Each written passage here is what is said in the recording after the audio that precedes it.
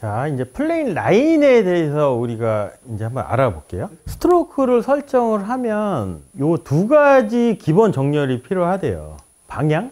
방향을 설정해 주는 게 뭐냐면 요 빨간색 스틱이 타겟 라인이라고 가정을 하면 요 파란색 스틱이 플레인 라인이에요. 동일할 수도 있겠죠. 그리고 여기에 스탠스 라인이 또 이렇게 있을 수도 있겠죠. 세 가지 라인이 이렇게 평행하다고 치면 우리가 얘는 이제 비교적 이제 스트레이트 구질을 이제 칠 때 이렇게 정렬을 하겠죠. 그리고 또 하나가 뭐가 있냐면 요 플레인 앵글이라는 게 있겠죠. 어떻게 보면 업라이트하고 플랫하고. 근데 얘보다는 우리가 방향에 조금 더 중요한 영향을 미치는 거는 요 플레인 라인을 우리가 어떻게 설정을 하느냐에 따라서 방향과 구질이 결정이 된다는 얘기인 거니까요. 그거에 관한 내용이에요. 선택한 스트로크에는 방향과 플레인 라인, 그 다음에 앵글, 그 다음에 플레인 앵글이란 두 가지 기본 정렬이 필요하지만 더욱 중요한 것은 방향이래요. 플레인 라인을 우리가 어떻게 설정을 할 건지. 그리고 이 플레인 라인은 요 세 가지 라인을 우리가 설정을 하면서 할 수 있다는 얘기인 거거든요. 첫 번째가 뭐냐면 요 파란 선이 플레인 라인, 그리고 두 번째가 뭐냐면 요 스탠스 라인, 그 다음에 요 타겟 라인과의 관계에 의해서 이제 방향과 구질이 결정이 되겠죠. 자, 그래서 보시면 위치의 조합을 보시면 이제 뒤에 이제 계속 변형 요소들을 보시면 이렇게 나오거든요. 이렇게 스퀘어, 뭐 스퀘어 오픈, 그 다음에 스퀘어 클로즈라는 이렇게 이제 붙인 건데 이게 이제 무슨 내용이냐면 첫 번째 단어가 플레인 라인이에요. 플레인 라인이 타겟 라인에 대해서 스퀘어냐, 오픈이냐, 크로스냐. 두 번째 용어는 요 스탠스 라인이 타겟 라인과 어떻게 설정을 하느냐의 관계에 따라서 구질도 결정이 되고 방향도 결정이 되고. 그래서 세 가지 라인이 변경이 되어도 페이스 앵글 정렬이 변경되는 것은 아니래요.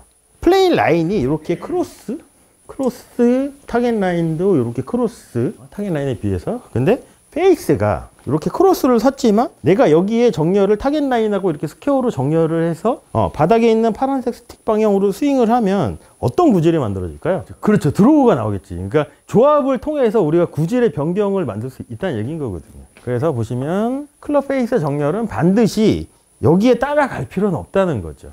자, 그래서 스트로크를 할 때 클럽 샤프트가 지면에 평행이 될 때 클럽 샤프트를 플레인 라인에 배치를 시켜 플레인 라인 제어하는 거를 동기화시킬 수 있다는 얘기인 거거든요. 근데 우리가 여기서 이제 흔하게 하는 실수가 뭐냐면 타겟 라인은 이 방향이잖아요. 요 주황색 스틱 방향. 근데 우리가 드로우를 치기 위해서 스탠스 라인하고 플레인 라인을 이렇게 크로스로 오픈을 시켰으면 내가 지켜야 될 플레인 라인은 저 파란색 스틱인데 여기서 타겟 라인을 이렇게 가리키려고 하다 보면 의도치 않은 우리가 드로우가 안 나올 수도 있다는 얘기인 거거든요. 모든 이 샤프트 제어는 플레인 라인을 따라서 움직여야 된다는 얘기인 거죠. 이런 훈련도 조금 많이 필요할 것 같아요. 우리가 이제 여러 가지 구질을 구사하려면. 그래서 골핑 머신에서는 5가지 정도만 알고 있으면 괜찮다는 거죠.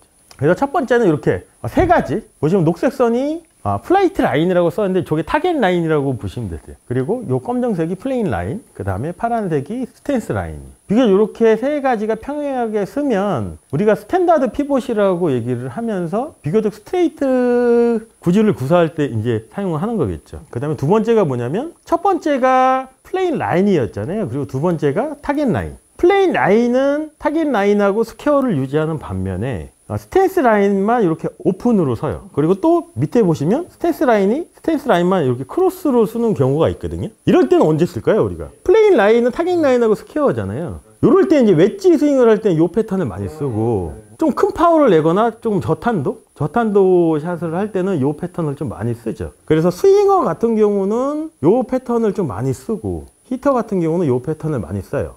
타겟 라인하고 플레인 라인이 이렇게 비교적 스퀘어고 크로스로 서서 스탠스 이렇게 크로스로 서요. 크로스로 쓴 상태에서 이 라인을 지키려면 이 팔뚝의 회전이 어떻게 되냐면 라인을 지키려면 회전이 많아져야 돼요.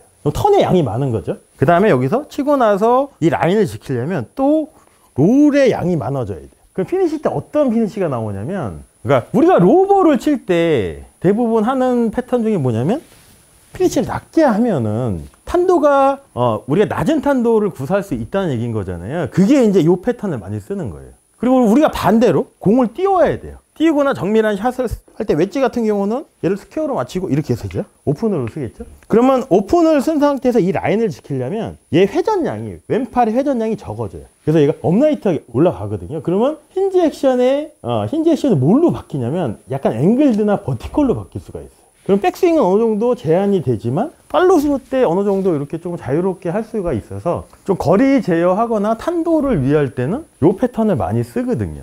그래서 요 세 가지는 어떻게 보면 약간 스트레이트 샷을 치면서 좀 탄도 조절을 할 때는 요 세 가지 패턴을 좀 쓰는 거고, 그리고 말씀하신 구질 변화를 할 때는 요 패턴을 쓰는 거죠. 타겟 라인에 비해서 플레인 라인도 오픈이 되고 스탠스 라인도 오픈이 되고 클럽 페이스가 스퀘어로 맞았으면 이때는 이제 페이드 구질이 나오겠죠. 이렇게 되면 반대로 드로우성 구질이 나오겠죠. 그러니까 요 5가지로 우리가 구질 변화를 줄 수 있다는 거죠.